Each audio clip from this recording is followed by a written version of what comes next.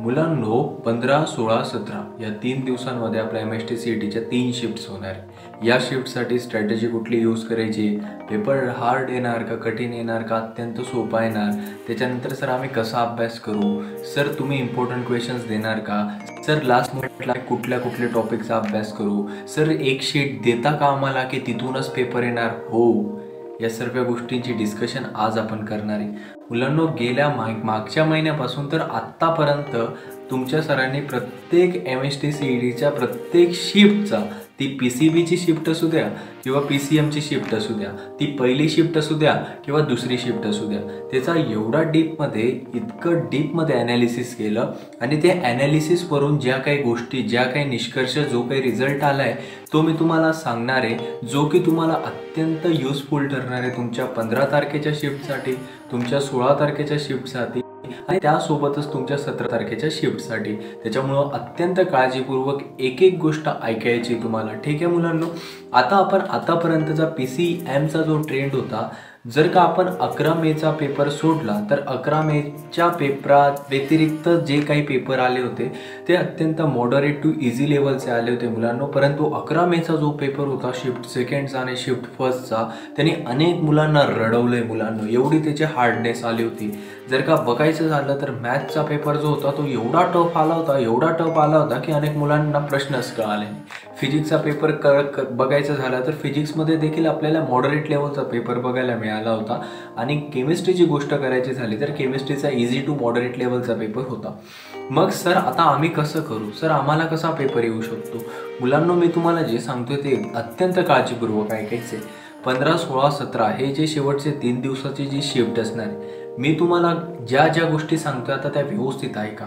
आपण सुरुवात केमिस्ट्रीपासून करू, कारण की केमिस्ट्री हा सब्जेक्ट आपल्या हृदयाच्या अत्यंत जवळचा सब्जेक्ट आहे, ठीक आहे। केमिस्ट्रीमध्ये मी तुम्हाला ज्या गोष्टी सांगतोय त्या अत्यंत काळजीपूर्वक ऐका तुम्ही। अजून पण आता बघा, मी स्पेशली केमिस्ट्रीसाठी एक इम्पॉर्टंट शीट तयार केली, जवळपास 20 ते 30 पेजेसची शीट आहे आणि त्यासोबतच आपण केमिस्ट्रीसाठी एक लेक्चर देखील अरेंज केले।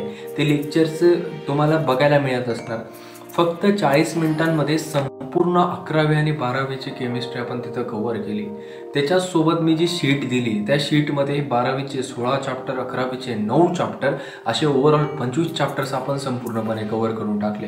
मी तुम्हाला गॅरंटीने सांगतोय मुलांनो, अनेक विद्यार्थ्यांचे फोन येतात सारखे की सर तुम्ही जे सांगता ना तिथूनच प्रश्न कसे येत आहे। आता मलाच पण माहीत नाही मुलांनो, मी तुम्हाला एकच सांगतोय, तुम्हाला शीट हवी असणार इम्पॉर्टंट क्वेश्चनची तुमच्या केमिस्ट्रीसाठी, पटकन टेलिग्रामवर जायचं आणि उदय सर केमिस्ट्री सर्च करायचं। 900 पेक्षा जास्त मुलांनी फायदा घेतला आहे, तुम्ही पण घेऊ शकता मुलांनो। तिथं आपण शीट अपलोड केलेली, ती शीट एकदम तोंडी पाठ करून टाकायची। तिथं जे टॉपिक दिसणार, काही टॉपिक तोंडी पाठ करून टाकायचे शेवटच्या क्षणाला। त्याच्यानंतर मुलांना तुम्ही ज्या गोष्टींचा अभ्यास केला त्यांची सतत रिव्हिजन करत।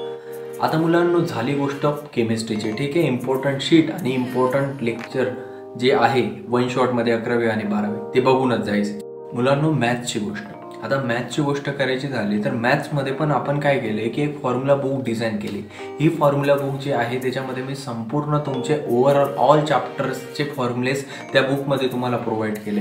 ते तुम्हाला ते टेलिग्रामला बघायला मिळणार आहे। त्याच्यानंतरच तुम्हाला आपल्या चॅनलवर एक इम्पॉर्टंट टॉपिकचा व्हिडिओ बघायला मिळणार आहे, तो तुम्ही बघायचा आहे। मॅथ्ससाठी तेवढं जरी तुम्ही फॉलो केलं तरी तुम्हाला मोर दॅन 98 to 99% एवढा स्कोअर येणार म्हणजे येणारच, ठीक आहे ना।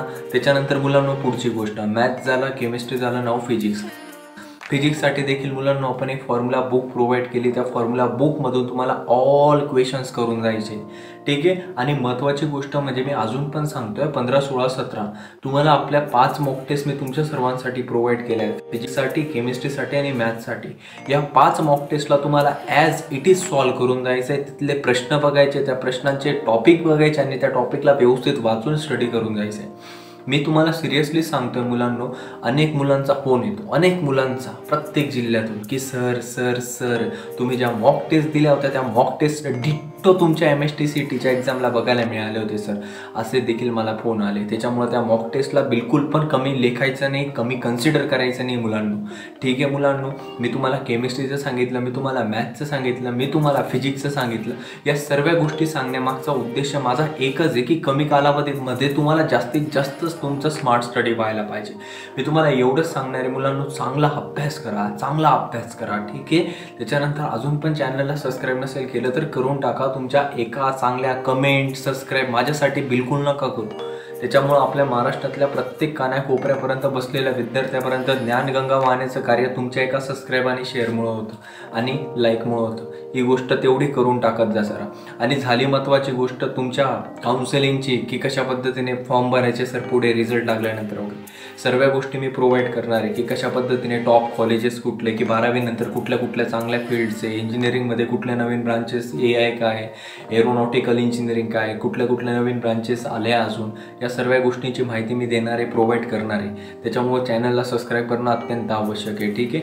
आणि महत्त्वाची गोष्ट म्हणजे मुलांनो, सतत अभ्यास करा आणि सांगत राहा स्वतःला की लढाई अजून संपलेली नाही, कारण की अजून मी जिंकलेलो नाही.